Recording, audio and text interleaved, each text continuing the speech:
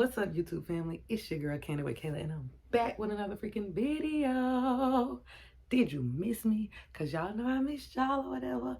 As y'all can tell from the title, we about to get in part 2 of the 3 crazy, true, and unbelievable stories that's really gonna blow y'all mind. Like, this stuff finna blow y'all top.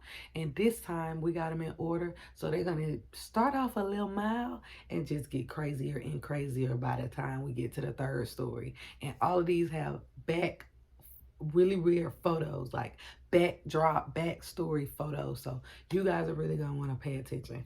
But before we get into today's video, if you're new to this channel, hey, hi, thank you for tuning in. Might as well go ahead and hit that subscribe button if you're a fan of story times, reviews, and reactions, because that's all I do here, and I post every other day, and sometimes every day. It just depends on how I feel. If you're not new to this channel, thank you for tuning back in. Thank you for running up the likes, views, and drop it out in the comments and talking to your girl, because I love the feedback, and I do not bite. So don't hesitate to drop down in the comments. But I'm not going to talk y'all head off, okay? Let's get into today's video.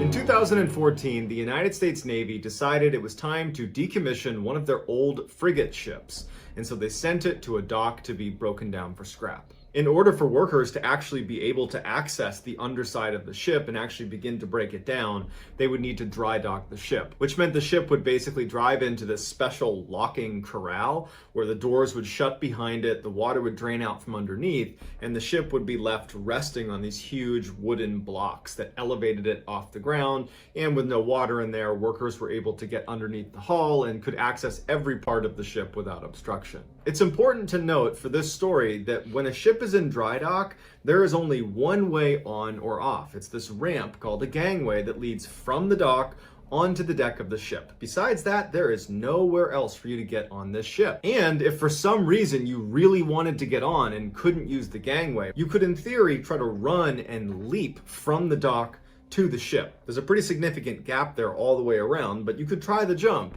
But if you weren't successful at grabbing onto the ship, you would fall multiple stories, probably to your death, because there's no water in the dry dock. So this old frigate ship that was being decommissioned was officially dry docked in July of 2014. The first group of people that went on board the ship to begin dismantling it were military personnel. They were in charge of removing all of the sensitive equipment before civilians were allowed to go on board. The military personnel begin to wrap up, and it's getting late in the day, and they tell the foreman, who's in charge of all of the civilian workers that are going to be going on and finishing this decommissioning of this ship, they go to the foreman and they say, hey, we're done, we're wrapped up for the night, your workers are good to go, they can get on here tomorrow. The foreman would send a message to his boss that night, letting him know that they were on track to start work the next day. The boss would respond and say, hey, can you go on there tonight and take pictures of all the different workstations so we know how many people that we need to place in different segments of. I'm not going on a ship at night. I don't know about y'all, but ships are creepy to me. They're just so big and just shippy. I don't know, they creep me out. Am I the only one? This big ship. So the foreman walks onto the ship and proceeds to take hundreds of pictures all over the inside of the ship. Now, the ship itself was pitch black inside. There was no electricity and it was nighttime. So he had a flashlight the whole time, but whenever he took a picture, he would turn his flashlight off and then use the flash on his camera before going back to his actual flashlight. So all night he's going room to room taking all these pictures, and at some point he realizes he's photographed everything he needs to. So he leaves, he goes back to his office, he uploads the pictures, and he sends them to his boss. His boss wrote back almost immediately and just said, "Who's the guy with the axe?" Now, the foreman has no idea what he's talking about. He was just in the ship by himself for a couple of hours and didn't see anyone. So he reads the email again to make sure he read it correctly, and he sees that his boss has actually attached the picture he is referring to. Here is this guy clearly clutching an axe in a hallway. Okay, before we go on, drop down in the comments and tell me what you would do if you got an email asking who is the guy with the axe in the background of your picture. What would you do? What do you do? I want to know how y'all would react and what y'all would do. that he was just in. And even creepier is the foreman is looking at where this picture was taken, and it was relatively early on in his photo shoot. And he had walked past the exact area where this guy is poking his head out of, which means the whole time he was down there, this guy with an axe was there with him. They review the security footage of a camera that was aimed directly at the ramp, the one entrance in and out of this ship. And from the time the foreman left, no one else left. So they don't know how he got on or how he got off without being detected, but somehow he did. First of all, I don't even know what I would do if I'm like working and I just, oh my God, send my boss this picture of me. I'm supposed to be working and there's a man in the background, and then I didn't have any idea. Like, I don't even know what I would do. In 2014, Alan Ruby crazy. was a 19-year-old freshman studying political science at the University of Oklahoma. But at least the axe man didn't kill anybody, because I thought that story was going to end in death. Despite being relatively modest and soft-spoken in person, on social media, he projected this lifestyle of wealth and grandeur. He'd oftentimes post pictures of exotic sports cars and expensive watches and clothes, and he would travel the world to Paris, London, New York City, and take all these pictures showing off this incredible life he had. He really wanted people to believe that he was this fabulously wealthy, successful guy. Alan was only able to project this phony lifestyle on social media because he was spending his father's money. His father was a successful businessman who was also the publisher of a newspaper that was quite successful, and so Alan would just spend his money, and then even after his father would give him money, Alan would steal his credit card and additionally rack up thousands of dollars of credit card debt. But as media began to shift away from print media to almost all digital, a lot of newspapers began to fail because they weren't able to transition to digital. And his father's newspaper was not making that transition very well, and they were losing money left and right. And so Alan's father told everybody in his family, with a focus on Alan, that we all need to cut back on our spending because money's tight right now and it's unclear if it's going to turn around. So we got to be careful with how much money we do have. Alan acted like he was going to cut back on his lavish lifestyle, but in reality, he wasn't going to. He was totally addicted to spending money and giving off this vibe that he was so wealthy and successful. And so around this time, Alan steals his grandmother's credit card and secretly leaves the country and goes to Paris to have this vacation. You gotta be a real savage to steal from your grandmama. Like, yo, grandmama, I have no respect for people that steal from old people or their parents, and definitely not old people, and definitely not their grandparents. Like, you just, you are the scum of the earth. On his own, he's taking these pictures in front of the Eiffel Tower, and he's spending all this money, and his father finds out that he's stolen this credit card, and he's furious. And instead of waiting for Alan to come home and saying, don't do that again, he decides he's going to send him a message that he's going to remember. And he calls the police. Alan gets charged with theft. He pleads guilty and he has to go before a judge who sees that he has no criminal record. So he kind of goes easy on him. And he says that you need to pay back all the money you spent to your grandmother. And you need to go to an addiction program to try to break this habit of yours, to stop spending all this money. After Alan leaves court, his father felt like he finally got the message. It seemed like it had finally gotten through to him that this was a really big problem, and he felt like he had made the right decision in calling the police. But in reality, Alan hadn't changed at all. As soon as he got back from court, he was stealing from people outside of the family. He was taking loans from loan sharks, all of this just to keep up with his phony appearance he portrayed on social media. On October 9th, 2014, Alan owed $3,000 to a particular loan shark and had no way of paying it back. So instead of asking his parents for money, which for him would have been too embarrassing, he decides the best course of action is to kill his entire family. And so he strolls into his home. So that's too embarrassing, but stealing from your grandmama not embarrassing? Going to jail after stealing from your grandmama not embarrassing? Like, he shoots his mom dead, he shoots his sister dead, and then he waits for his dad to come home and he shoots him dead. Because his big plan is, with his whole family gone, he's going to become the sole heir to the family's estate, and that will be enough money to not only pay off this $3,000 debt, but have a little left over so he can go on vacation to Paris again. So after he's committed this horrible crime, he leaves his family where they are, he goes and takes the surveillance footage from this horrible crime. have a little left over so will be family gone. What did we just He's miss? going to become the sole What heir did we just miss? who owed Let's back up. $3,000 to a particular loan Sorry, I shark had to back it and up, had no y'all, way of 'cause paying what? it back. So instead of asking his parents for money, which for him would have been too embarrassing, he decides the best course of action is to kill his entire family.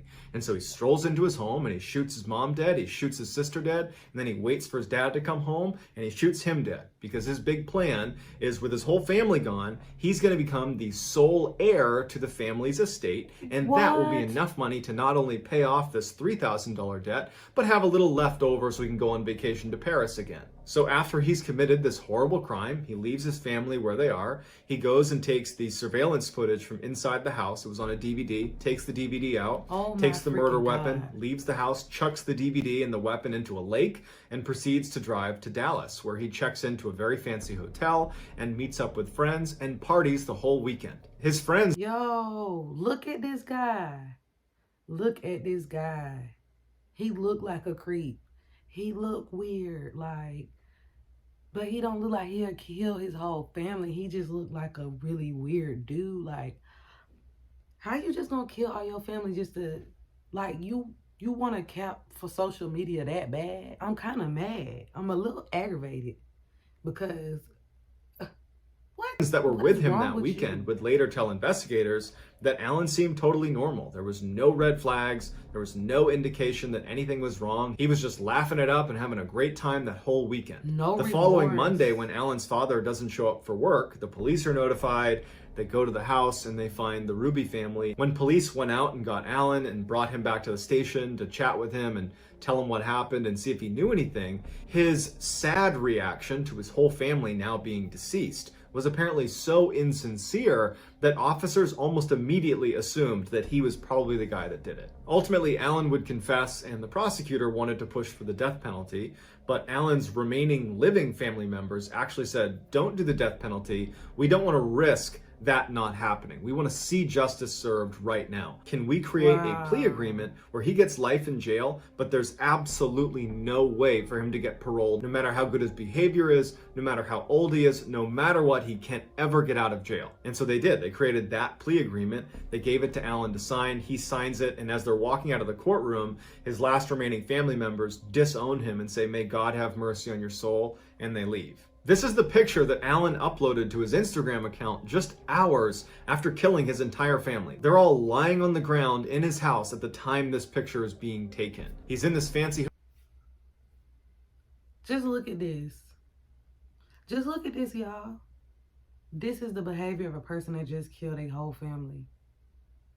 You really don't know who people are out here. You really don't know who people are out here. Like, it's some real psychos out here. Y'all just don't understand. Like, I can't believe he killed his whole family just to keep up with a social media image. But at the same time, I can believe it because people just be so thirsty now and so caught up with social media. But that's really, it's unfortunate. It's sad for his family. Like, oh wow, this is crazy. Fancy hotel room with his friends, and the caption reads, "College wouldn't be half as fun without these two peaches. Hashtag best friends." I bet his friends disowned him. I'm sorry, y'all, I keep messing with this headphone, but it's about to come out my ear.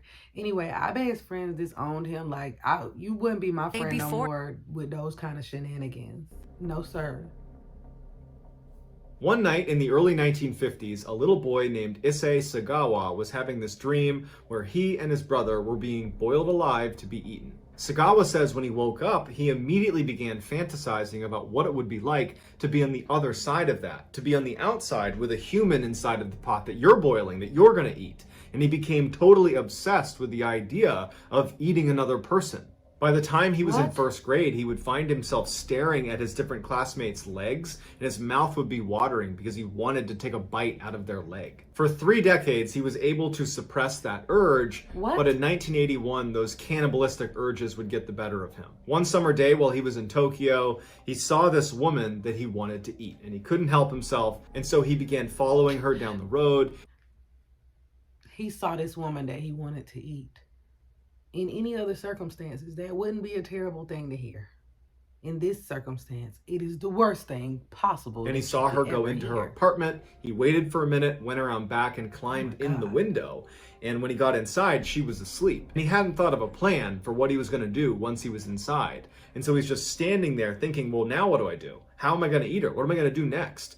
And as he's sitting there wondering what to do next, she wakes up and she screams and he runs away. After this breaking and entering incident, Sagawa would actually seek help. So he goes to a psychiatrist and he says, this is what I did. I snuck into her house because I wanted to eat her. And the psychiatrist would end up telling Sagawa's family that I have to label him a high risk to society because he's not just thinking about doing these things, he's already acting out these fantasies. Now, Sagawa's father was extremely wealthy and powerful, and when he heard this from the psychiatrist, he was like, no, we're not going to do that. And so using his power and influence, he was able to kind of cover up what the psychiatrist had found, and he shipped his son to Paris. Once Sagawa landed in Paris, he enrolled at the Sorbonne University and began studying literature. Despite having sought help for his cannibalistic urges, when he was in Paris, he started having that urge again and he couldn't control it. And instead of going to another therapist or psychiatrist, he begins to look for another victim. Sagawa considered himself short, weak, and ugly.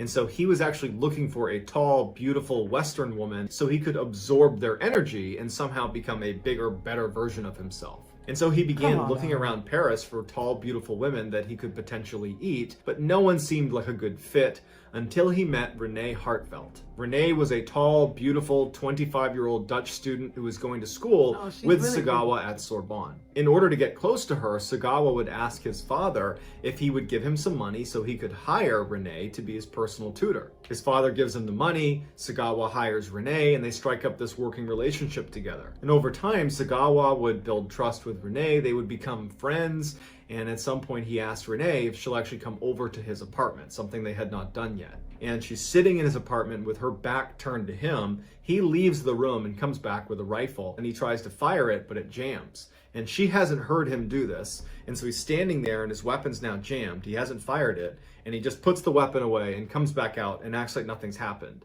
And he's sitting there wondering, is this a sign that I'm not supposed to do this? But at the end of the night, when she finally left, he decides, you know what, I gotta go through with this. I have to eat her. And so the next night he gets her to come over again. He gets the rifle out when she's sitting with her back to him once again, except this time the rifle fires. Only for an instant, he felt really bad and thought, maybe I should call an ambulance. But then he stopped himself and he said, you've waited so long for this. You gotta just go through with it. He immediately tried to take a bite out of her, but it was too difficult and unpalatable. So he calmly leaves his apartment, he goes to the store, he gets a blade, he comes back, and he's able to begin removing pieces of Renee so he can eat them. Over the next 2 days, Sagawa would eat most of Renee, and he would take pictures of himself throughout the entire experience. When he finally felt full, he left a couple pieces still in his freezer, but put the rest of her in a suitcase and went to dump her in a lake. But as he was wheeling these heavy suitcases around town, people saw them, and it just drew a lot of suspicion. And at some point, someone must have called the police. They show up, they ask him what's inside the suitcase, they open it up, and there's Renee. When questioned about it, he just said, I killed her to eat her flesh. Sagawa awaited trial for 2 years in a French prison, and when he finally went in front of a French judge, when the judge read the details of this crime, it seemed so crazy and outrageous. Look at him. Look at this little man. I wouldn't be tutoring him, hanging with him. I don't want to kick it with you, skate with you, none of that. Because look at this man. Like, yo, he look like he eat people. I'm sorry if that's mean. I don't care about being mean to him because he is a terrible individual. But don't he look like he eat people? Like, he look like he bite people. So, I mean, this crazy though. This is really some wild stuff. Like, how you just gonna, and then how you didn't have a plan? Killers that don't have a plan just baffle me, because what you think? That the judge decided there's no way Sagawa can be sane, and so he was deemed insane and unfit to stand trial. He was ordered to go to a mental institution where he would be held indefinitely. Shortly after that, the French deported Sagawa back to Japan, where they expected him to remain in a mental institution for the rest of his life. But that didn't happen because the French dropped his case and his documents were sealed. And when he arrived in Japan, the Japanese could not get access to his court documents, and so they did not have a case against Sagawa, and so they had to let him walk free. And so in Come 1986, Sagawa checked himself out of the Japanese mental institution that he had been sent to, and he's been free ever since. This is a picture of what police discovered when they opened up Sagawa's fridge inside of his apartment in Paris. This is a picture of his kitchen inside of that apartment, where you can clearly see plates and different utensils that were all used to eat Renee. This is a picture of the suitcase that Sagawa was lugging around Look. that police showed up. Look. Oh my God. Oh my God. You can see her foot. That's her foot, y'all. This is a real photo. That is a girl's foot. Like, yo, that's her foot. And oh my God.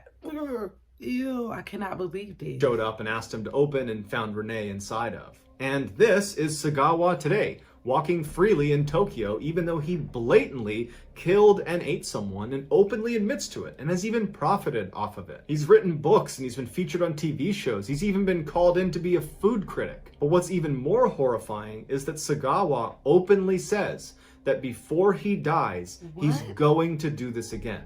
He can't live with himself unless he eats at least one more person. So that's gonna do it, guys. I hope you enjoyed today's story. How is somebody like that still living and out free? Like, first of all, it's that money and that privilege. Second of all, I'm staying in America. I don't care what America got going on. I'm staying here because at least we be getting a little bit of justice. Like, he wouldn't have got out of jail. Nobody would have dropped his case or lost no papers. He would have been in jail forever. That's crazy. Don't trust people, y'all, because it's people out here that will eat you. So just beware. If you go to somebody's house to tutor them or something, they go to acting weird, make sure you got the, make sure you got the blicky so you can bust them first, because at this point, ain't nothing safe out here. Like, these people are real life tripping. Then he talking about so he can get some powers. Honey, this is not a sci-fi movie. This is real life. Like, y'all, I'm a little bit mind blown for real about that one. Like, y'all drop down in the comments. Tell me what y'all thought about that story. Tell me what y'all thought about all three of these stories. Tell me which one y'all thought was the craziest. This was in order from least crazy to craziest, but that is up for interpretation. You know, what I might think is crazy may not be as crazy to you. So y'all drop down in the comments and let me know which story was the most mind-blowing for y'all. And yes, you can Google all these stories. They are true. But I just don't know. Like, the Axeman, I just don't know, y'all. This was wild. Y'all drop down in the comments. Let me know what y'all thought about this. Make sure y'all subscribe on your way out if you're not already subscribed, and hit that like button for your girl. Help this video get in the algorithm. And comment, talk to me. I love y'all feedback. If you have anything you want to hear me review or react to, drop it down in the comments below and I will do that. And until next time, make sure y'all eat chicken, eat steak, eat pork, but don't eat people. And until next time, peace.